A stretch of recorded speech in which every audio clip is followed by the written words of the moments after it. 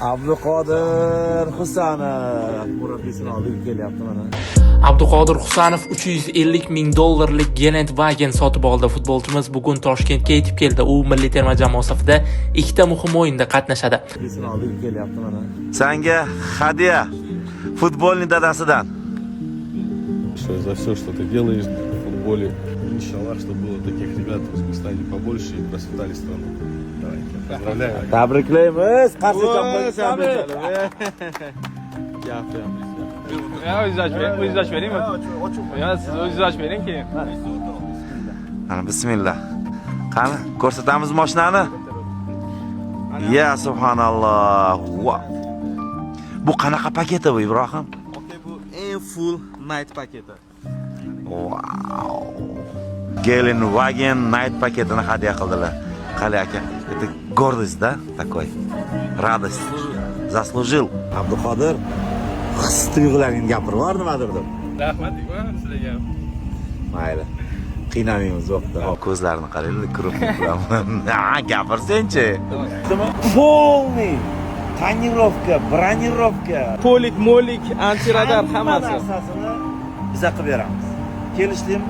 Ko'rmanasiga aka. Ko'rmanasiga avtotuning bilan Ibrohim bilan kelishdingmi? Xudo xolasa. Bo'ldi. Ana 5, ana 5. Bo'ptimi? Ana adalari bilib qo'yinglar. Abduqodir qilgan inson mana bo'ladi. O'zbek futbolining legendasi Hikmat aka. Poyez aslida bu bo'lgan boshida.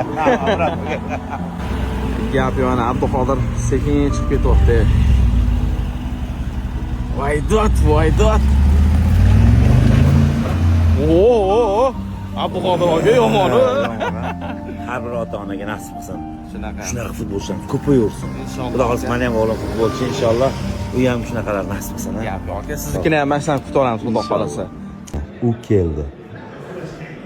keldi. Kurashkani gidrib qo'yishdi.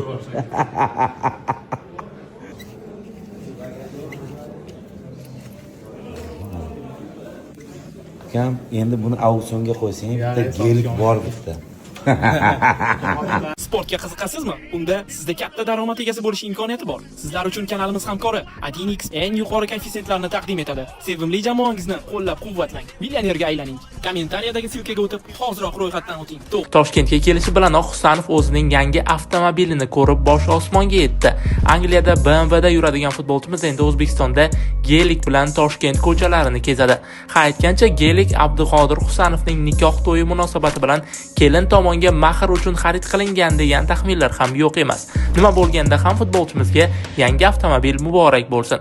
O'ylaymizki, Jahon chempionati saralash o'yinlarida Husanov o'ziga bildirilgan ishonchni oqlab, termamizning haqiqiy mustahkam himoya devori